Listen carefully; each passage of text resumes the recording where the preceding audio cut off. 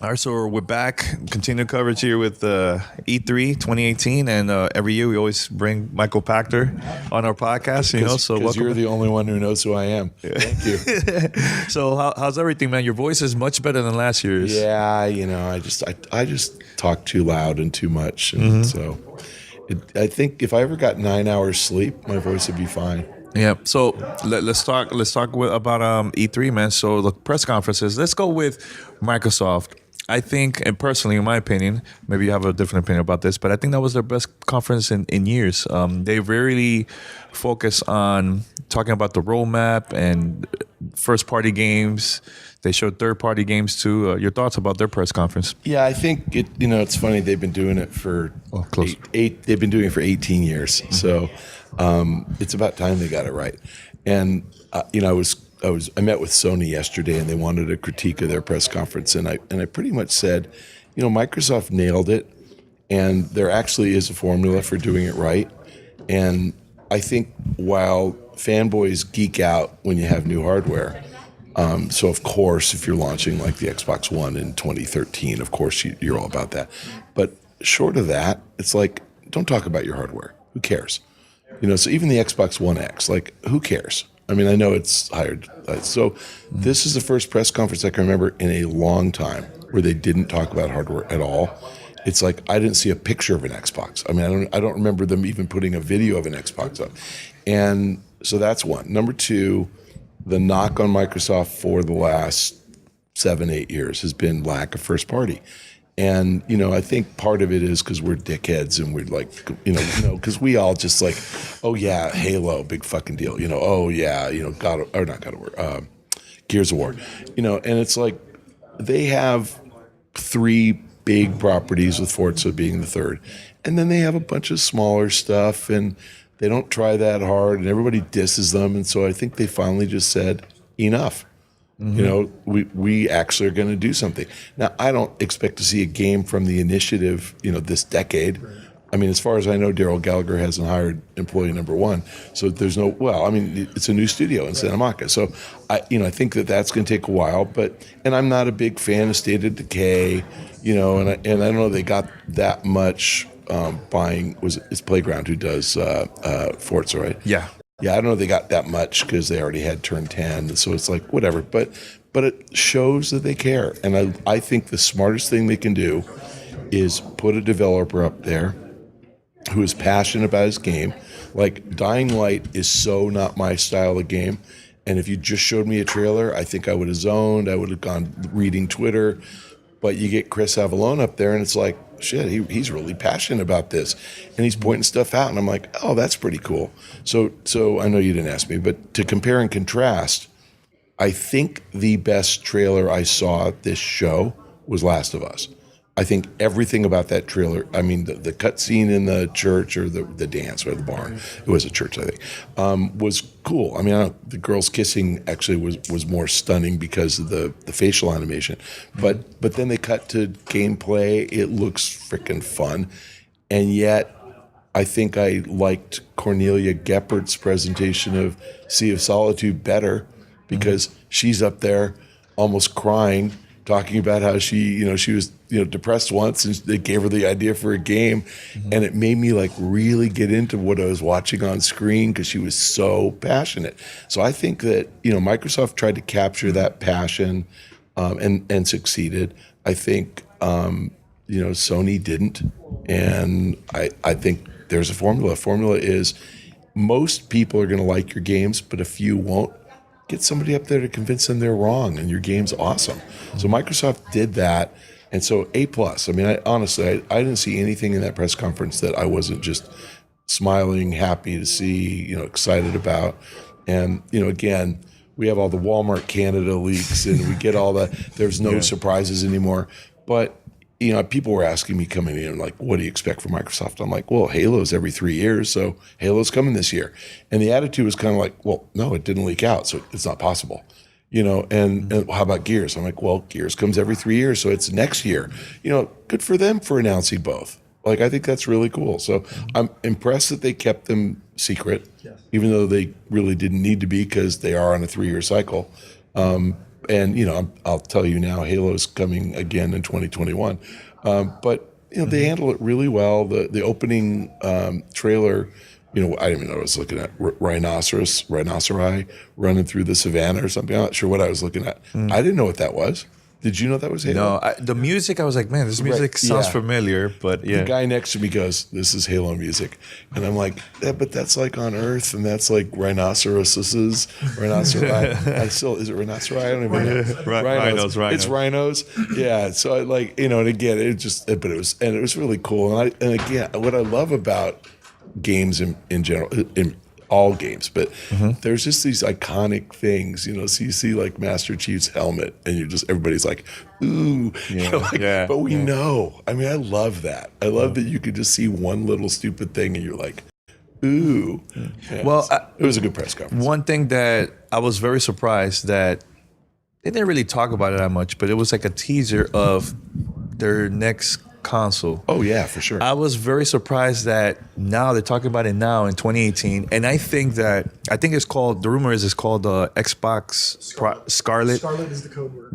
The project name, whatever. So I think that they're probably going to do the move. They're going to make this move reminding me of like the original Xbox when they stopped production from the old hardware and they released the 360 before the next PlayStation. So I think they're probably going to do the same thing with this and release it maybe 2020 and maybe PlayStation 2021. Do you think that's something that is possible? Because why tease it now in 2018? I think both are possible and probably likely. I spoke to both companies, and Microsoft's was like, yes, not a tease. Yes, we have new hardware coming. So, and they thought that was a very clear message that yes, there's, and it was in response to my question, are you guys okay being second? Like, have you resigned yourself to, you're not catching up and it's okay?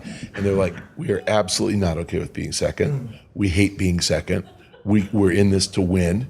And that's why we teased our next console. I mean, that's how they said it. So the timing you just said, Microsoft first, I think that's how they got an advantage with the 360 was being first. And I think, with the Xbox, whatever the original is called, the original Xbox, they were a year behind and kind of immediately overpriced. They came out at $299 and Sony cut the price like 6 months later to $149 or $199, then 6 months later, $149.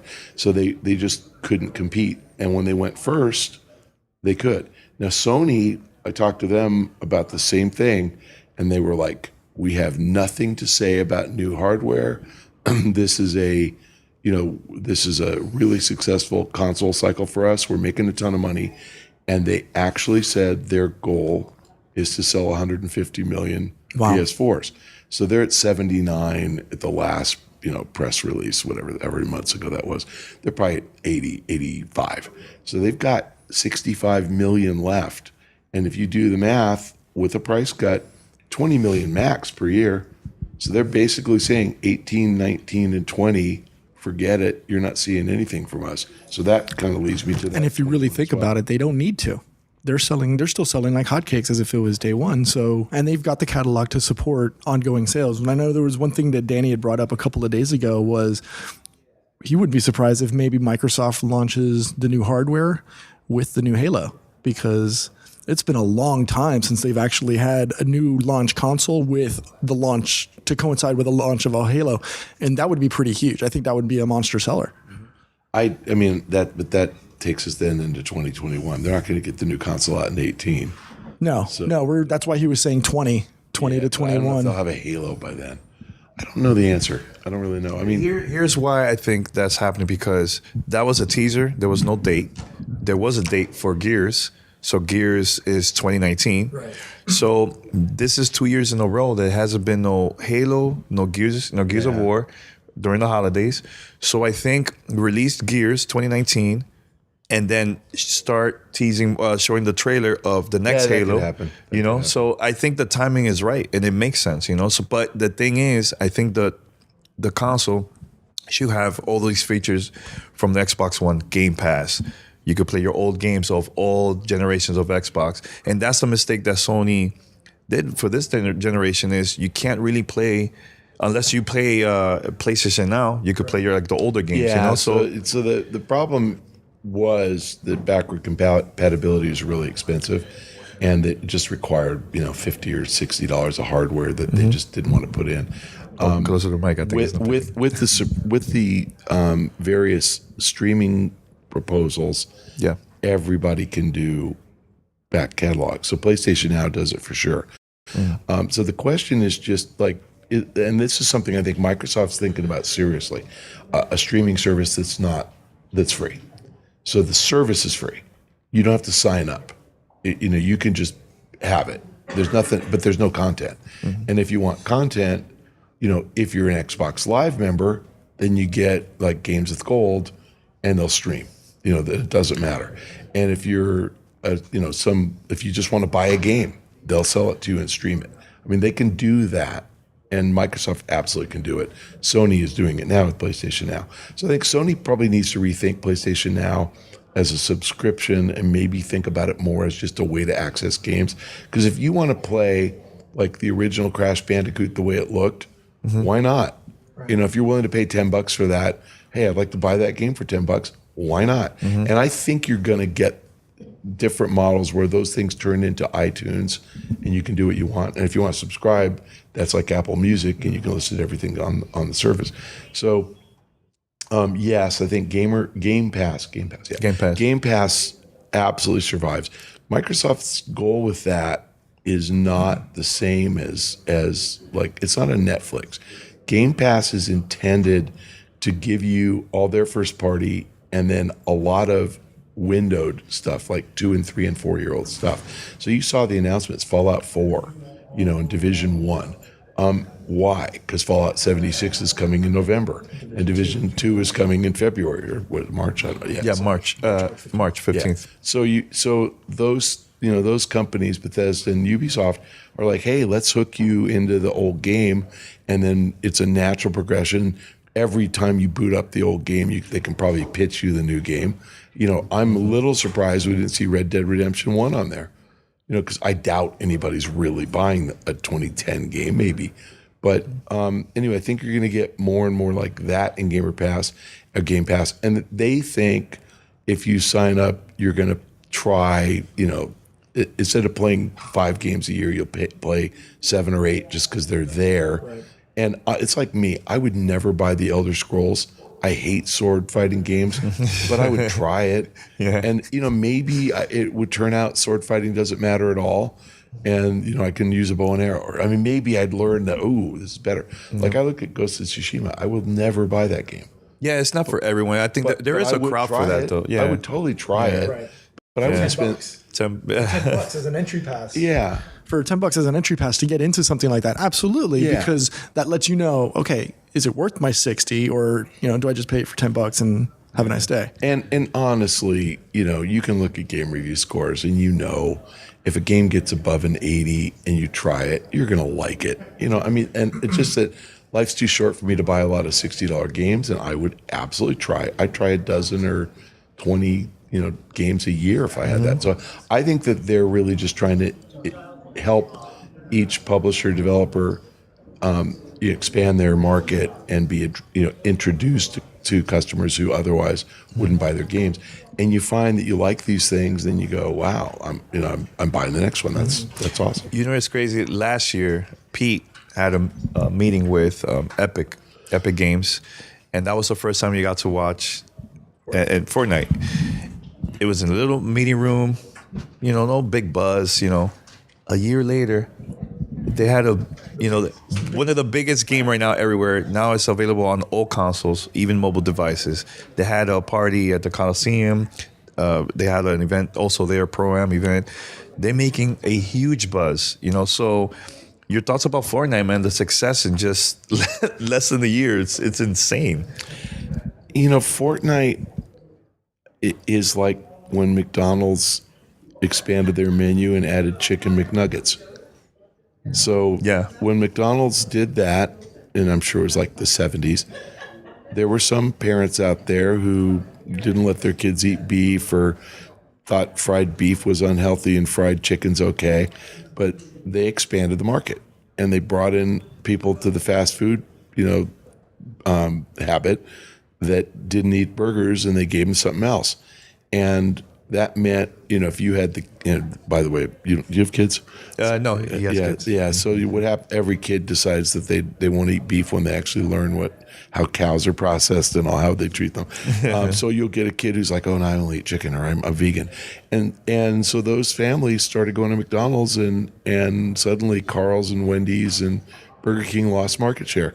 So what did Carl's and Wendy's and Burger King do? Oh, they added chicken nuggets. And some of them said, no, chicken nuggets, that's like just a bunch of pieces of chicken, put together like a patty and then wrapped in bread and fried. No, we're going to have chicken tenders. Yeah. Breast meat. And ours is better. And then, several years later, McDonald's added chicken tenders. And honestly, I think Chicken McNuggets is the reason Chick-fil-A even exists. It's like somebody went, oh shit, let's have a restaurant that has chicken.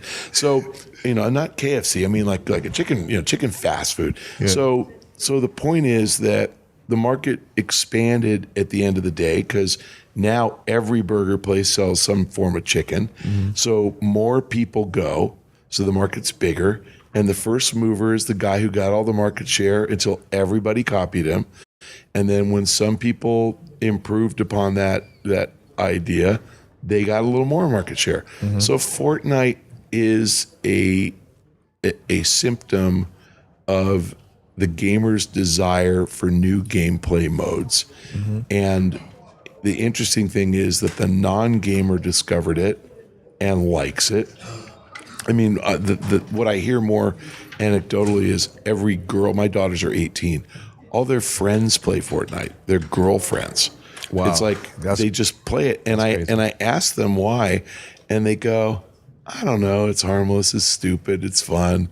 I'm like, you ever win? They go, all of them, like, I won once. How many kills? One. I go, oh, so like you hid really well. Yeah, no, I know, but it's like, that's fine. But that's the cool thing about the game, right? Not, obviously that person's not going to be the pro-am champion, but if if you're bad and you're slow, find a place to hide, make a structure that works, like whatever. That's cool. And the thing I also like about it is, I know all these like 12-year-old boys who think they're going to be pro Fortnite players, and I'm like, God, put this kid in a match with Ninja, and it's like us trying to return Serena Williams' serve, it's like we wouldn't even see the ball, so I love that people, it's so approachable. I personally hate the game. I freaking can't stand building anything. To me, and I can't. No, I always watch Ninja's videos, and it's like watching him run, shoot, and build at the same time. I'm like, how do you do that? Yeah. Like, there are more keystrokes involved in building than you got hands. Like, I don't get this. And he's like, I watch the structure under his feet materializing because he's that good. Yeah. So, but for me, that's really hard, but it's approachable. Everybody can get in there. Everybody can have some success. There's going to be, the meme coming into E3 was everybody's going to have battle royales. We're going to have Candy Crush battle royale, and the truth is, so far, Activision announced it with Call of Duty, EA announced it with Battlefield, and I talked to Activision about this, and something that surprised me, and this probably isn't like out yet. I mean, they told me, and they told me in front of 30 people, so it's public, but they were like, yeah, well, the difference with us is we're using ARM apps, and we're going to have level progression. Well, level progression is cool because, like, if you go into a Fortnite match random right now, and Ninja just happens to be in there, you're not winning. Like, in fact, you're not surviving more than about 15 seconds. And if it's level progression, it's like, oh, matchmaking. Oh, I'm going to be in there with, all level 12 dweebs, and you can play with all level 40 guys, and that's more fun and more competitive. Okay. So they said that, and then they go, all our weapons, all our vehicles, all our maps. Well, it's hardcore battle royale. And we can argue about PUBG. I mean, PUBG's mid-core. PUBG's right in between cartoony, stupid, and kind of hardcore. But I think that's interesting. We'll see what happens. Girls aren't going to play that, and I don't mean that sincerely. I mean, there are plenty of girls who play Call of Duty. Yeah, yeah. But it's not going to be my daughter's friends who've never played a video game. They're not going to go, oh, yeah, I'm getting a console and I'm playing Call of Duty Battle Royale. But I think that's chicken strips. They're taking it to the next level. So Yeah. I can't wait. Everybody's going to do that.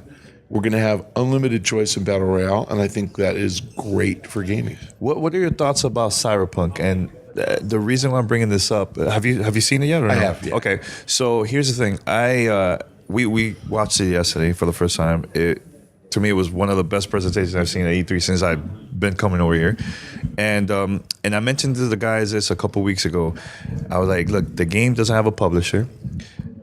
CD Projekt Red want to create a buzz. And by creating a buzz, it's showing this trailer behind closed doors, have all these awards. The media is talking about it. Everybody's talking about it right now on the show. And I know probably behind the scenes they've been probably pitching the game to like different publishers, and they just finding the right publisher that has like the right money for them to go. You know what? For North America, I mean. So, who do you think they will go back to Warner Brothers, or because of the success of The Witcher, or maybe we might see a new publisher for this game? What are your thoughts about I mean, that? do you think it matters? No, it's no matter, but it's just because some people say no, they've been successful, they might do it themselves.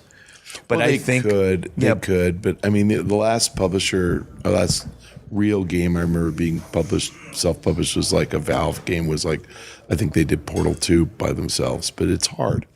It's just so easy to use somebody who's got the distribution. You're talking about 5% of sales, distribution fee.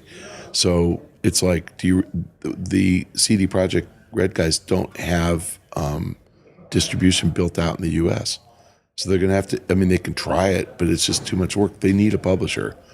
And it could be anybody. I forgot the game that Sony showed, but it's published by Activision. And did you see it was it was in the Sony press conference. It was one. can't remember. You remember that? It was I think it was a Japanese developer, but it was I didn't even know. I saw Activision's name. I went, wow. But that's just because Activision, they have to pick somebody. So Warner Brothers is as good as anybody.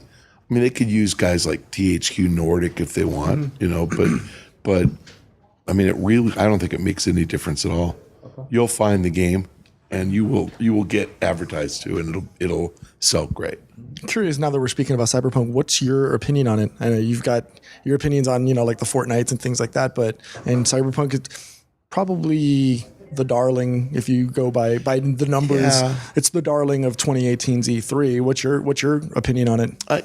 It's not a new idea to do a deep future, deep in the future dystopian world game, but these guys are so good. I think that's why it's getting the buzz. Because I think you could have, every publisher could announce we're doing a dystopian world with people, I mean, essentially that's what Fallout is. It's just that this one's different. And these guys are so good. And they tell good stories, and they have good characters, and they have great game mechanics. But I other than saying I respect them and I know they're going to make a good game, what am I going to add? Like, I don't know. I don't know what people want. People like different.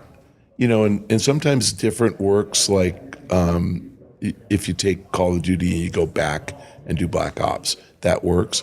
And sometimes it doesn't, so you take, Infinite Warfare and you go too far in the future in space and people don't like it. Cyberpunk seems like it resonates. The buzz here tells you that the gaming community likes that. They want that. And again, not everybody can pull that off. If it was just some bland developer that never, if it was the guys who made Mafia, I don't think people would be going, oh, I can't wait for Cyberpunk, because they made a bad game and nobody cares. Right. So if it was Valve, I think people would be psyched, but if it was Epic, you wouldn't be psyched. You saw Fortnite, not Battle Royale, right? It wasn't a very good game. So I think these guys are getting it because of The Witcher, because people just think and they are. I mean, they're 3 great games in, and they're all great, and everybody knows that they're great. Now, Anthem, I know they announced that, EA announced that the game is coming out February, I believe, right? 25th or 22nd, I can't remember which one. But here's the thing, like, I feel that, I think the game is not ready, man. I don't see that game coming out in February. It might get delayed and stuff, in my opinion. What did you think of the game? And also, what did you think of EA's press conference? I think it was just. It's not going to get delayed because it's not ready. It may get delayed if Battlefield is huge. So EA guided this year to earnings, and if Battlefield sells about 15 million units, then they need zero Anthem. If Battlefield sells 10 million units, they have to launch Anthem. So if Battlefield comes out and just crushes it, I could see them pushing Anthem to April 15th or something. And something nobody really knew until this week.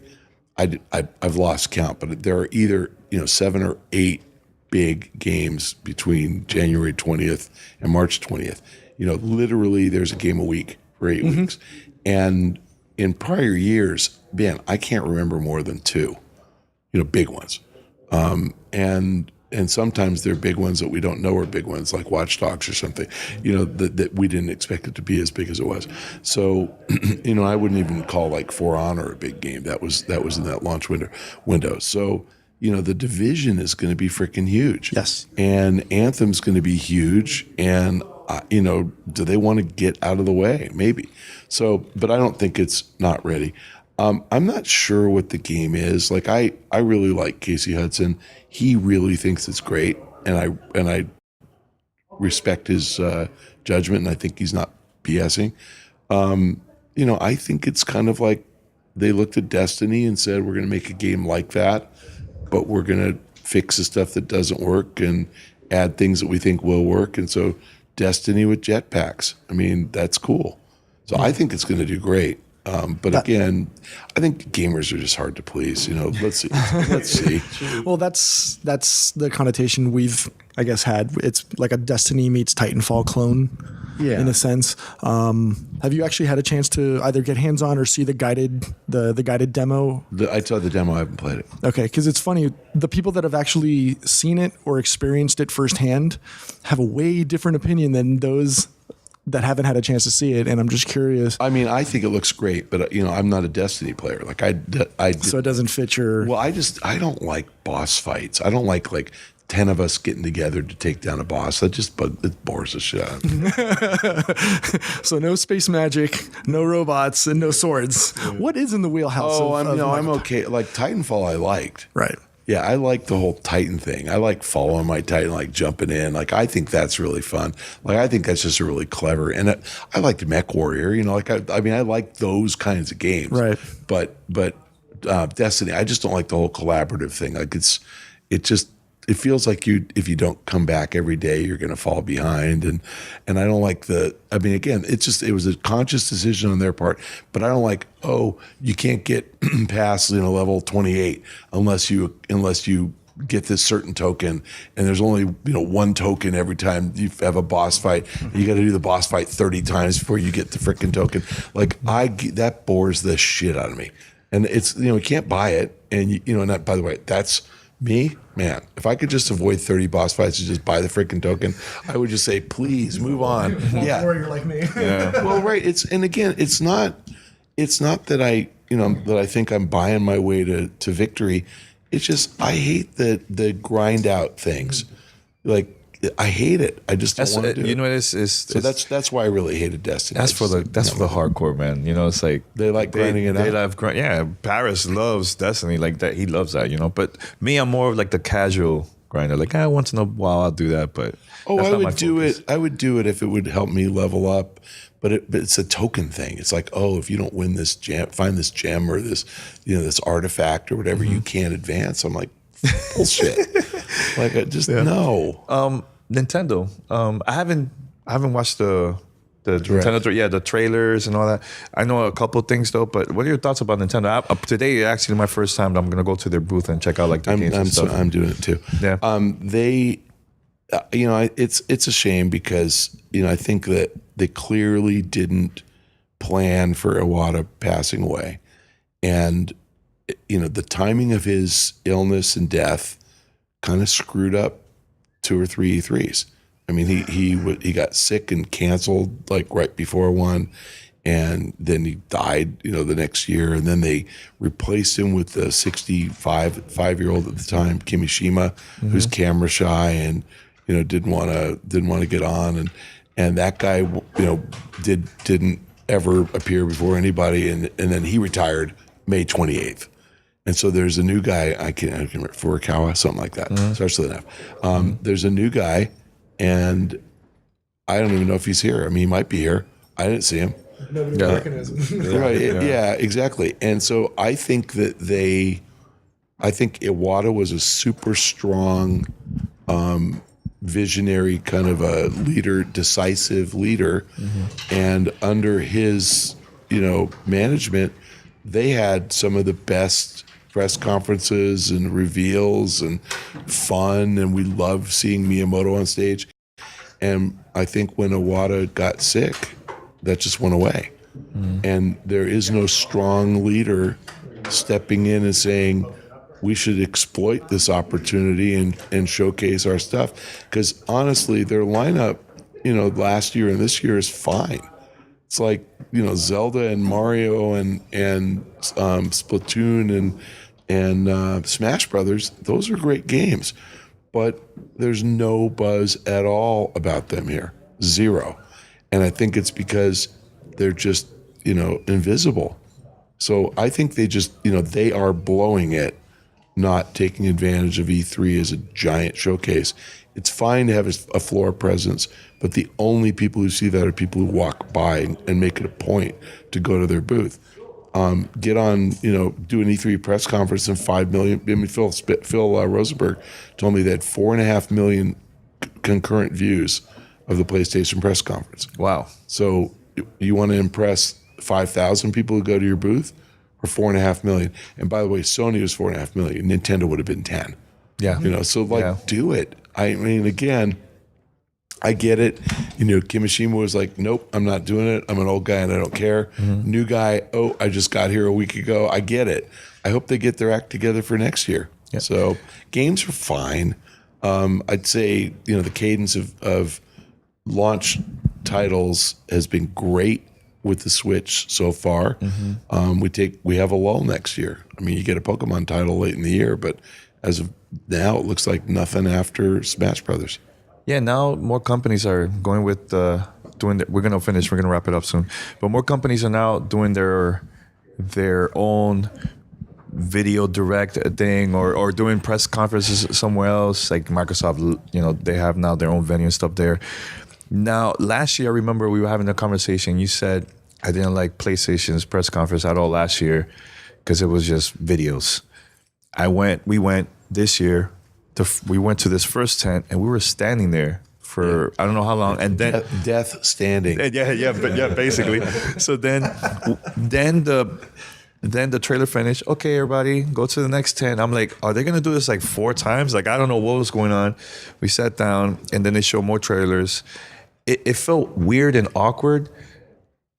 I know you. So you were there. We went together to the PlayStation press conference. What are your thoughts about that setup? That was kind of weird. I think that they were trying to do something new and different and fun, and I think they failed. So, I hate to dismiss the effort because they really thought, oh gosh, if we get you in this church setting, it's like that's where, it's a cool experience. But I was looking around waiting for zombies to rush in. I really was, and I thought we were going to die. And so I never pulled my phone out because I'm like, if zombies rush in, and I don't want to drop my phone in this crowd of people. So it's the first press conference I haven't live tweeted from in years. And then I thought the walk through the Japanese garden bridge, whatever, was stupid, but I get what they're trying to do. Then we sat down and we had a series of trailers and no presenters. Like I said, I think Microsoft won because they got these passionate developers up there. EA, whatever you thought of their press conference, they did the same thing. I think that's an effective technique. Sony, to their credit, tried to do it different. I think they failed. And I think the people in the room were miserable. Everybody was like, why are we standing? This is stupid. Bethesda learned from that. We stood last year. We didn't stand this year. And, they had people on stage. They had, so the formula, there's a reason why these formulas are repeated again and again and again, because they work. So why are we changing it? So, No. I think Sony totally blew it. Yeah, you can't knock them for at least trying. They're going to learn. Right. Yeah, I'm not angry at them at all. Like, no, because I understood they were trying to win us over. It was cool, but it just didn't work with work for me. So and remember, I'm old. I tire easily. So I want to go back to the Microsoft press conference. One of the things that really caught me off guard and I was not expecting it was, aside from the announcement of the new studio, was it the Initiative? That's the new one that they said they bought it, but that's new. Right. But it wasn't just them. They went through a handful of them, and then when Ninja Theory was a big that's deal. what I wanted to talk about. What was your thought on that? Yeah, the other guys, again, the other guys are absolutely good studios, but the guy who makes Forza, buying him, not a shocker. The guy who makes State of Decay, buying him, not, that's like Sony buying Naughty Dog. It's like, okay, of course you're going to buy them. I mean, I'm surprised Sony hasn't bought Insomniac yet, but of course you're going to buy the guys who make your games. And I don't remember the name of the guys. We Happy Few. What's the name of that studio? Starts with a C. My God, what's the name? I can't remember. Not Campground, but something like that. I can't remember on top of the head right now. No, it's like a word. Yeah. Anyway, but those guys, I honestly I don't know if they've ever made a game. I've seen We Happy Few demoed. A Compulsion. I've seen We Happy Few demoed twice now. Looks fun. I mean, sure it'll be great, but it's not exactly like a $60 game. It's not that. So that one didn't matter. And then Daryl Gallagher ran Crystal Dynamics and made at least 2 and maybe 3 Lara Croft games. He's a really good developer. So I think that's actually cool. And Santa Monica is actually a really smart place because you're surrounded by, like Treyarch is right there, Sony Santa Monica is right there. You've got in the Valley, you've got Respawn, you've got Infinity Ward. I mean, there's a lot of really PUBG offices there too. Yeah, but developers. You got really good developers all around you. So I actually think that and I think a lot of developers would love to live in Southern California. So I think that's going to be big. But Ninja Theory is the prize.